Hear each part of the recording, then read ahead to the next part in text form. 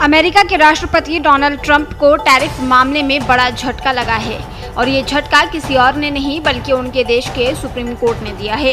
Trump के दुनिया भर के कई देशों पर लगाए गए टैरिफ को अमेरिकी सुप्रीम कोर्ट ने अवैध करार दिया है और साफ कर दिया है कि इस तरह से दूसरे देशों पर टैरिफ लगाने का फैसला ट्रंप अपनी मर्जी से नहीं ले सकते और इसके लिए कांग्रेस से बहुमत मिलना जरूरी है। वहीं ट्रंप ने सुप्रीम कोर्ट के फैसले को निराशाजनक और शर्मनाक बताया।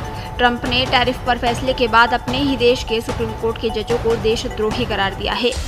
अदालत के इस फैसले से भड़के ट्रंप ने कहा कि वो जो चाहे कर सकते हैं। ट्रंप ने सुप्रीम कोर्ट के इस फैसले का पुरजोर विरोध किया और साथ ही दुनिया भर के देशों पर 10% टैरिफ लगाने का ऐलान कर दिया। ट्रंप ने भारत अमेरिका ट्रेड डील पर भी एक बड़ी बात कही।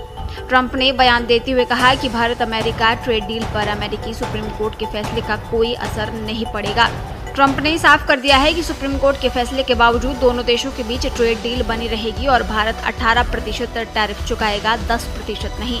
हालांकि सुप्रीम कोर्ट के फैसले के बाद भारत पर 18% टैरिफ भी अवैध हो गया है।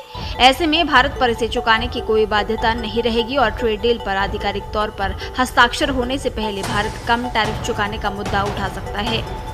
इस फैसले के बावजूद अधिकारियों ने संकेत दिया है कि प्रशासन ने लंबे समय से आकस्मिक योजनाएं तैयार की थी।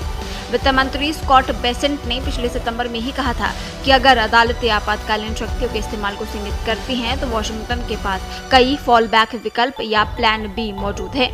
एक रास्ता स्थापित व्यापार कानूनों की ओर बदलाव शामिल है जो अनुचित प्रथाओं या राष्ट्रीय सुरक्षा जोखिमों में औपचारिक जांच के बाद टैरिफ की अनुमति देते हैं।